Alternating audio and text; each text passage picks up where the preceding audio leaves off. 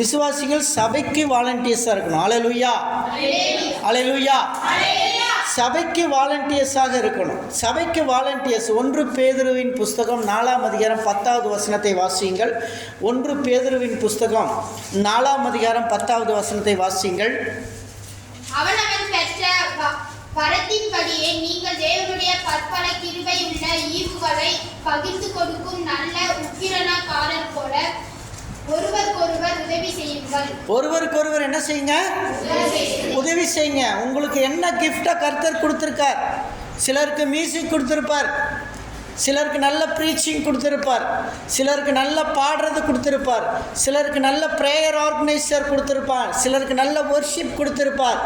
எந்த தாளந்து இருக்கிறதோ அதை சபைக்காக பயன்படுத்துங்கள். அல்லேலூயா, அல்லேலூயா. அப்போஸ்தலர் 20:35 யாராவது ஒருத்தர் வாசிங்க. அப்போஸ்தலர் 20:35. இப்படி பிரயாசப்பட்டு பலவீனரை தாங்கணும். அல்லேலூயா. சபையில் நம்ம யார் ஜெபத்தில் பலவீனமாக இருப்பாங்க, யாருக்கு பிரச்சனை இருக்கோ அவங்கள என்ன செய்யணும்? நம்ம தாங்கணும். பலவீனர்களை என்ன செய்யணும்? தாங்கணும். இதுதான் நமக்கு கிடைக்கப்பட்ட விசுவாசிகளுக்கான ஊழியம். இதை நம்ம செய்யலைன்னா நம்ம விசுவாசியாக இருக்க முடியாது. இதை பலவீனர்களை என்ன செய்யணும்? தாங்கணும். அதாவது நம்ம என்ன செய்கிறோம், நிறைய நேரங்களில் சில சாக்கு போக்குகளை சொல்லிட்டு தப்பிச்சுக்கிறோம். ஏதாவது ஒரு சாக்கு வரும். சண்டே சர்ச்சுக்கு வரணுன்னா ஏதாவது ஒரு சாக்கு வரும். சர்ச்சுக்கு ஒழுங்காக வரணுன்ற டாபிக் அடுத்தது வரேன். ஏன்னா நான் அது இப்போ முதல்ல சொல்லிட்டேன், நான் ரொம்ப சோர்ந்து போயிடுவீங்க. அதனால் முன்னாடி நான் பேசுகிறேன். பட் நீங்கள் தன்னார்வலராக இருக்கும்போது நீங்கள் எப்படியெல்லாம் இருக்கணும்னா, சில நேரத்தில் சாக்கு போக்கு சொல்லுவான். அதை சொல்லுவாங்க அல்வா கொடுக்குறது அப்படின்வாங்க. என்ன கொடுக்குறதுன்னு சொல்லுவாங்க? அல்வா கொடுக்குறது. இந்த அல்வா கொடுக்குறதுன்றது எப்போ முதல்ல வந்தது தெரியுமா? அல்வா கொடுக்குறதுன்ற வழக்கமே ஆரம்பத்தில் இருந்து சொல்கிறேன். கணவன் மனைவி திருமணம் ஆயிட்டா அவர் வீட்டுக்கு வரும் பொழுது முறுக்கு வாங்கிட்டு வந்து கொடுப்பார். கணவன் மனைவிக்கு என்ன வாங்கி கொடுப்பாரு? முறுக்கு. இவங்க ரூமுக்குள்ளே போய் முறுக்குன்னு சாப்பிடுவாங்க. பக்கத்தில் மாமியார் பக்கத்து வீட்டில் படுத்திருப்பா. அவன் நினைப்பா, என் பையன் பாரு எனக்கு ஒன்று கூட வாங்கி தராமல் பொண்டாட்டிக்கே எல்லாம் வாங்கி தரான், பொண்டாட்டிக்கே எல்லாமே வாங்கி தரான்னு மாமியார் இங்கே புலம்பிட்டு படுத்து கிடக்கும்.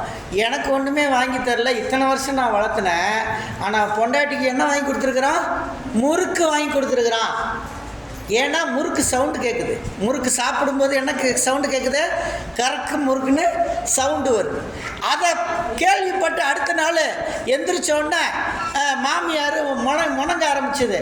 நேற்று வந்தவளுக்கெல்லாம் முறுக்கு வாங்கி தரான், எனக்கு ஒன்று வாங்கி தரல அப்படின்னு மாமியார் புலம்ப ஆரம்பிச்சிது. புலம்ப ஆரம்பித்தோடனே இவன் யோசித்தான், முறுக்கு வாங்கி கொடுத்தா இனிமேல் இப்படி தான் திட்டு வாங்குவோம் அம்மா கிட்ட, அதனால அல்வா வாங்கி கொடுத்துடலாம். அல்வா சாப்பிட்டா சவுண்டு வராது, அதனால அல்வா வாங்கி கொடுத்துடலாம். அதுதான் அல்வா கொடுக்கறதுன்னு பேர். முதல்ல அந்த வழக்கம் அல்வா கொடுக்கறதுன்ற பேரே நம்ம திங்கிற அல்வா பக்கத்து செவரில் வெளியே தெரியக்கூடாது, அதுக்காக கொடுத்தது தான் அல்வா. அதனால தான் இன்றைக்கி அல்வா கொடுக்கறதுன்றோம். இந்த மாதிரி நிறைய காரியத்தில் நம்ம ஊழியத்தில் அல்வா கொடுத்துருக்கோம். நிறைய நேரங்களில் சபையில் சில ஆக்டிவிட்டீஸில் கலந்துக்காமல் அல்வா கொடுத்துருக்கோம். ஸோ இதை நம்ம எச்சரிக்கையாக இருக்கணும். கலாத்தியர் 6ஆம் அதிகாரம் 10வது வசனத்தை வாசிங்க. கலாத்தியர் 6:10. கலாத்தியர் 6:10 வாசிங்க.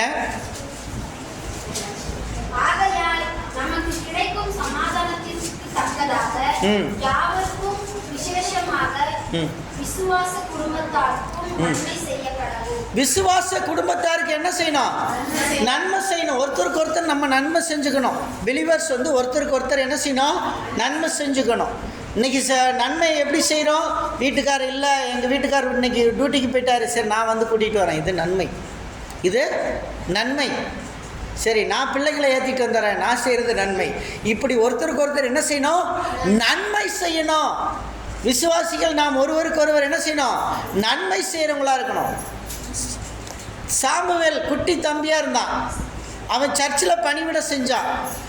அவனை கொண்டே சின்ன வயசுல சர்ச்சில் விட்டுட்டாங்க அவங்க அம்மா. காலையில் வந்தோடனே சர்ச்சை கூட்டுவான். அவனுடைய வேலை என்ன? சர்ச்சை கூட்டுறது. நிறைய ஊழியக்காரங்க சர்ச்சு கூட்டுறது கூட நான் கூட்ட மாட்டேன் அப்படின்வாங்க. ஆனால் ஊழியக்காரனாக இருந்தாலும் சர்ச்சை கூட்டும்போது அவன் விளக்குமாறு எடுத்து தான் கூட்டணும். விளக்குமாறு எடுத்து ஊழியக்காரன் கூட்ட மாட்டான்றானா அவன் ஊழியத்துக்கு லாயக்கில்லாதவன். சர்ச்சை கூட்டுறதுக்கு வரும்போது சர்ச்சில் பிள்ளைகள் வந்து கூட்டுவாங்க. அதே மாதிரி சாமுவேல் தம்பி சர்ச்சை கூட்டி பெருக்கி சுத்தமாக வச்சுருந்தான். அவன் அப்படி சர்ச்சில் பணிவிடை செய்துட்டு இருந்தான். சர்ச்சில் இருக்கிற டேபிள்லாம் துடைப்பான், அங்கே இருக்கிற பாத்திரங்களெல்லாம் துடைச்சி வைப்பான், கம்யூனியன் பாத்திரங்களெல்லாம் துடைச்சி வைப்பான், விளக்கெல்லாம் துடைச்சி அதுக்கு எண்ணெய் ஊற்றி வைப்பான். நீட்டாக வச்சுருந்தான் தேவனுடைய ஆலயத்தை. இப்படி அவன் நீட்டாக வச்சுட்டு இருக்கும்போது தான் கர்த்தருடைய வார்த்தை அவனுக்கு வந்துச்சு. அல்லேலூயா. அவன் சுத்தமாய் ஆலயத்திலே தன்னார்வலராய் பணி செய்து கொண்டு இருக்கும் பொழுதுதான் கர்த்தர் அவனோடு பேச ஆரம்பித்தார். ஒரு நாள் எதிர்பாராத நேரத்திலே சாமுவேலே சாமுவேலே என்று அழைத்தார். அல்லேலூயா. அப்பொழுது சாமுவேலே சாமுவேலே என்று கூப்பிட்ட பொழுது இவன் உடனே பாஸ்டர் தான் கூப்பிடுறாருன்னு சொல்லி நேராக போய் ஏலி தாத்தா கிட்ட போனான். ஐயா நீங்கள் கூப்பிட்டீங்களா? இல்லை தம்பி நான் கூப்பிடல, நீ போய் படுத்துக்கோ. ரெண்டாவது முறையும் கர்த்தர் அழைத்தார். சாமுவேலே சாமுவேலே. he called the second time. இரண்டாவது டைம் கூப்பிடும் போது ஐயா கிட்ட வந்து கேட்டான், ஐயா நீங்க கூப்பிட்டீங்களா? இல்லப்பா நான் கூப்பிடல.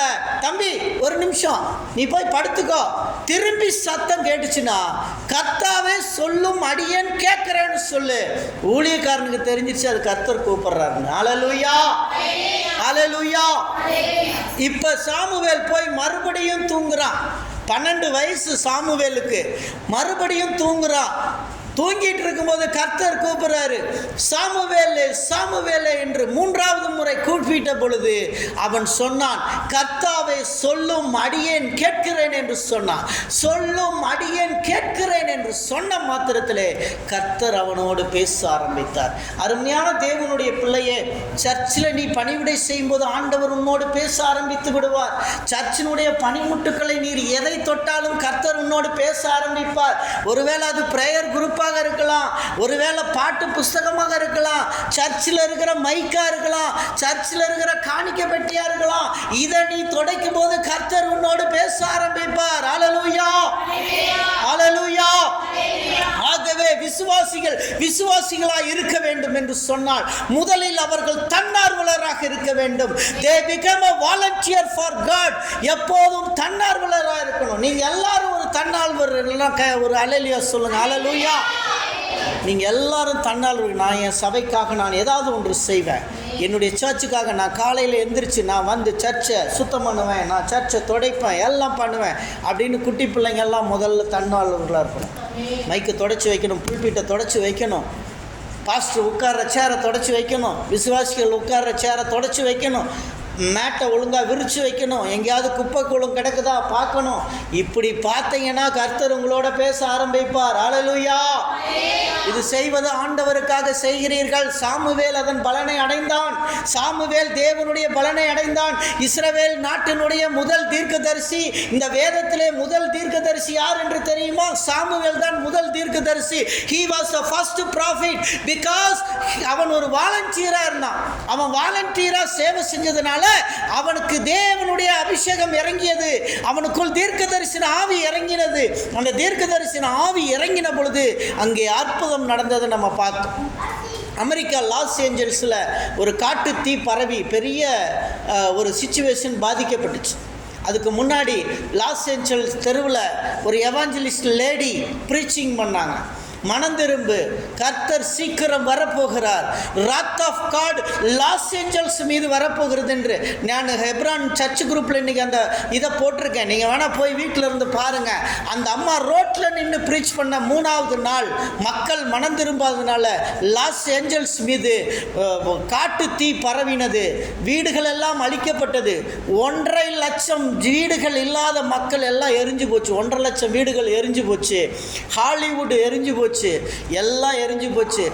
உலகத்திலேயே சிறந்த படங்களை தயாரிக்கக்கூடிய நிறுவனம் ஹாலிவுட் திரைப்பட நகரம். அந்த திரைப்பட நகரம் அழிந்து போய்விட்டது. அவர்கள் ஒரு மீட்டிங் நடத்தினார்கள். அந்த மீட்டிங்கில் சொன்னார்கள், யார் இந்த லாஸ் ஏஞ்சல்ஸை கட்டினது என்று தெரியுமா என்று கேட்டார்கள். ஒவ்வொருத்தரும் ஒவ்வொரு சொன்னார்கள். காட் ஆஃப் யூனிவர்ஸ் அப்படின்னு அதில் கேட்கும்போது அதுக்கு 0 மார்க் கொடுத்துருந்தாங்க. என்னைக்கு காட் ஆஃப் யூனிவர்ஸ் 0 நாங்களா, நெக்ஸ்ட் டே அங்கே நெருப்பு வந்து விட்டது. அல்லேலூயா. நான் பார்க்கிறோம் தேவன் இல்லை என்று சொல்லும் பொழுது நிறைய பொழுது நடந்துக்கிட்டு இருக்குது. ஒரு அம்மா அமெரிக்காவில் அந்த அம்மா பைபிளை கிழிச்சு எறிகிறாங்க. புல்பிட்டில் கிழிச்சிட்டு 4 ஸ்டெப் வைக்கிறதுக்குள்ள மயங்கி கீழே விழுந்து செத்து போனாங்க. அல்லேலூயா. இதெல்லாம் கர்த்தரின் கடைசி காலம். கர்த்தருக்கு விரோதமாக யார் செய்தாலும் அவர்களை அடிக்கும் காலம் நெருங்கி விட்டது.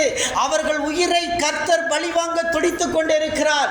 நாம் வாலண்டியராக இருந்து தேவனுடைய தரிசனங்களை பெறுவோம், தேவனுடைய செயல்பாடை பெறுவோம், தேவனுடைய வாஞ்சைகளை பெற்றுக்கொள்வோம். அப்படிப்பட்ட வாலண்டியராக நம்ம இருக்கணும். முதல் காரியம். ரெண்டாவது காரியம், விசுவாசிகள் எப்படி இருக்கணுமா? ஜெபக்குழுவில் பங்கேற்கணும். ஜெபக்குழுன்னா என்னங்க? அது விமன் குரூப்பாக இருக்கலாம் அல்லது சில்ட்ரன்ஸ் குரூப்பாக இருக்கலாம். இந்த குழுக்களில் என்ன செய்யணும்? பங்கேற்கணும். நம்ம அந்த குழுக்களில் பங்கேற்கணும். மாட்டிக்கொள்ளக்கூடாது. இந்த ஓநாய் கதை அடிக்கடி நான் சொல்லுவேன். ஒரு ஆடு இருந்தது. அந்த ஆட்டுக்குட்டி இருந்தது. அந்த குட்டிக்கிட்ட அம்மா சொல்லியிருந்தாங்க, எச்சரிக்கையாரு, இந்த ஓநாய்கள்லாம் ரொம்ப மோசமான ஆளுங்க, உன்னை பார்த்தா என்ன செஞ்சிருவாங்க, கதிடுவாங்க, ரொம்ப கேர்ஃபுல்லாகிரு அப்படின்னு. ஒரு முறை அம்மாவும் நல்லா தூங்கிட்டு இருக்காங்க. குட்டி அம்மா அந்த பக்கம் போகுது. அங்கே யாருமே இல்லை. திடீர்னு ஒரு ஓநாய் அப்படியே தலையை நீட்டி அப்படி எட்டி பார்க்குது. எட்டி பார்க்கும்போது ஓநாய் தலை. இதை பார்த்தோன்னே இந்த ஆட்டுக்குட்டி கேட்குது, என்னப்பா ஏன் தலையை எட்டி பார்க்குற அப்படின்னு கேட்டுச்சு. அதுக்கு அந்த ஓநாய் சொல்லிச்சு, ஒன்றும் இல்லைப்பா, நல்ல புல் இருந்தால் சாப்பிட்லான்னு பார்த்தேன், நல்ல புல் இருந்தால் சாப்பிட்லான்னு பார்த்தேன், அதுக்காக நான் தலையை என்ன செஞ்சேன், எட்டி பார்த்தேன்னு. அதுக்கு அது சொல்லிச்சா, எங்கள் அம்மா சொல்லியிருக்காங்க, நல்ல புல் அந்த 2 மலையை தாண்டி தான் இருக்குது, ஆனால் அங்கே போக முடியாது, இடையில ஓநாய்கள் இருக்குது, ஓநாயெல்லாம் மோசம்னு எங்கள் அம்மா சொல்லியிருக்காங்க. நான் அப்போ அந்த ஓநாய் சொல்லிச்சு, நான்லாம் மோசம் கிடையாது, நான் புல் மட்டும்தான் திம்மேன், நான் அப்படிப்பட்ட ஓநாயின்னுச்சான். உடனே இந்த குட்டி, அப்படியா, வா நீ நானும் ஃப்ரெண்ட்ஸ் ஆகி நம்ம என்ன செய்யலாம், போகலான்னு அம்மா தூங்கிட்டு இருக்கும்போது அம்மா கிட்ட சொல்லாமல் இந்த ஓநாய் குட்டி என்ன செஞ்ச, ஆட்டுக்குட்டி கிளம்பி போயிடுச்சான். போய் கொஞ்ச நேரத்தில் ஓநாய் என்ன பண்ணிச்சான், அந்த ஆட்டுக்குட்டியை எடுத்து தின்னு பிடிச்சான். இந்த கதை தான் நமக்கு எச்சரிக்கையாக இருக்கணும். ஏசப்பா விட்டு விலகி போகக்கூடாது. அப்பா அம்மா பார்க்கல, யாரும் பார்க்கல, நான் என் நண்பர்கிட்ட போய் பேசிடுவேன், கண்ட ஓநாய்கிட்ட எல்லாம் பேசக்கூடாது. எச்சரிக்கையாக இருக்கணும். அல்லேலூயா, அல்லேலூயா. பிள்ளைகள் எச்சரிக்கை உள்ளவர்களாக இருக்கணும். ஜெப குழுவில் பங்கேற்கிறவர்களா. மத்தேயு 18:19-20 வாசியுங்கள். மத்தேயு 18:19-20 சீக்கிரம் பிள்ளைங்க எடுங்க. மத்தேயு 18:19-20 வசனம்.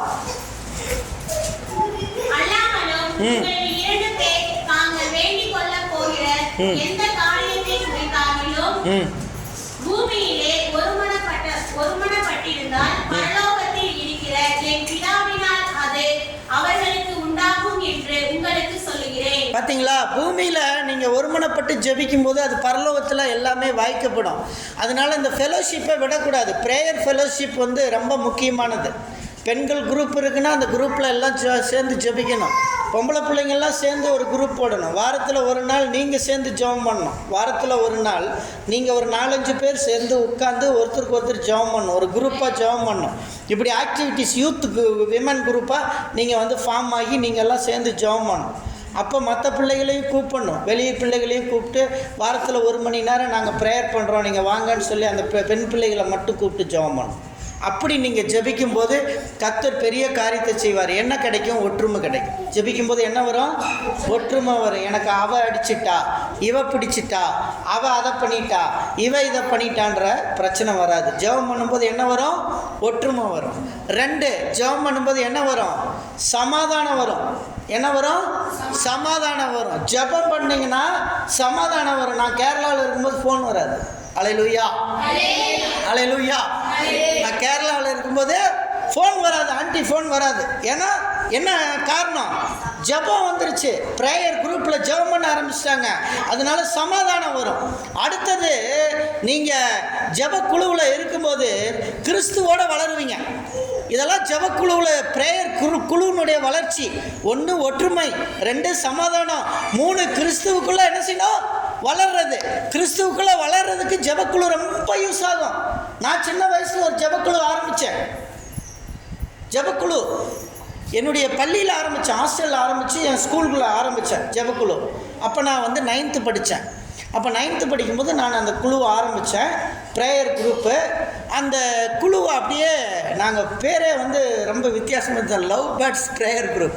லவ் பேர்ட்ஸ் ப்ரேயர் குரூப் அப்படின்னு வச்சு ஆரம்பித்து நாங்கள் பசங்கள்லாம் சேர்ந்து ஜெபம் பண்ணோம். ஜெபம் பண்ணி அப்படியே அந்த ப்ரேயர் குரூப் போயிட்டே இருக்கு. நான் +2 முடிச்சுட்டு வந்துட்டேன். ஆனால் குரூப் போயிட்டே இருக்கு. ஒரு 10 வருஷம் கழிச்சு அந்த ஸ்கூலுக்கு போனேன். ஸ்கூலுக்கு போகும்போது ஒரு பையன் வந்து, அண்ணா நீங்கள் செயின்ட் தாமஸ் அண்ணன் தானே? ஆமாப்பா அண்ணன். அண்ணா நீங்கள் தானே அந்த லவ் பேர்ட்ஸ் ப்ரேயர் குரூப் ஆரம்பிச்சிங்கண்ணா? ஆமாப்பா நான் தான் ஆரம்பித்தேன். அந்த ப்ரேயர் குரூப்பில் இன்றைக்கி நான் லீடராக இருக்கேன்னா. பார்த்தீங்களா, 10 வருஷம் அந்த ப்ரேயர் குரூப் நடந்திருக்குன்னா, இப்போ ஒரு வேளை நடக்குதா என்னமோ எனக்கு தெரியாது. நான் போகும்போது 10வது வருஷம் அந்த ப்ரேயர் குரூப் நடந்துகிட்டு இருந்துச்சு. அருமையான தேவனுடைய பிள்ளையே, நீ இந்த மாதிரி ப்ரேயர் குரூப்பை வச்சு நான் பெரிய சாதனையாளராக நீ வர முடியும். ஹல்லேலூயா, ஹல்லேலூயா. கிறிஸ்துவுக்குள்ளே வளர முடியும். ப்ரேயர் குரூப்பு அது விமன் குரூப்பாக இருக்கலாம், அது இப்போ கேர்ள்ஸ் குரூப்பாக இருக்கலாம், பாய்ஸ் குரூப்பாக இருக்கலாம். அந்த குழுவில் ஜெபிக்க என்ன செய்யும்? கிறிஸ்துவுக்குள்ளே வளருவோம். அடுத்தது ஜெபக்குழு என்ன செய்யும்? தேவ பிரசனத்தை கொண்டு வரும். தேவ பிரசனத்தை கொண்டு வரும். நமக்குள்ளே தேவ பிரசனம் வரும். ஒவ்வொரு நாளும் நிறையும் போது தேவ பிரசனம் நமக்கு ஞாயிற்றுக்கிழமை மட்டும் இல்லை, இடையில மாதத்தில் 1 முறையோ 2 முறையோ அப்படி நீங்கள் ஜெபிக்கும்போது ஒரு தேவ பிரசனம் உங்களை ஆட்கொள்ளும். ஒரு தேவ பிரசனம் உங்கள்கிட்ட வரும். அது கர்த்தர் நம்மளை நடத்துகிறார். ஆகவே ஜெபக்குழுவில் பங்கேற்கணும். என்ன செய்யணும்? ஜெபக்குழுவில் பங்கேற்கணும். மூன்றாவது காரியம் காணிக்கை தசம பாகத்தை தவறாமல் செலுத்த வேண்டும். இந்த காணிக்கை தசம பாகத்தை நம்ம தவறாக செலுத்தாமல் போனோம்னா எங்கேயாவது ஒரு விதத்தில் நஷ்டங்கள் வந்துக்கிட்டே இருக்கும். நமக்கு ஏதோ ஒரு இடத்துல நஷ்டம் வரும், நமக்கு ஏன்னு தெரியாது. Sometimes God is showing that நமக்கு ஒரு நஷ்டம் ஆயிடுச்சு அப்படின்னா, ஆண்டவரே எதனால் ஆச்சு அப்படின்னு நம்ம கேட்காம நம்ம விட்டுறணும்.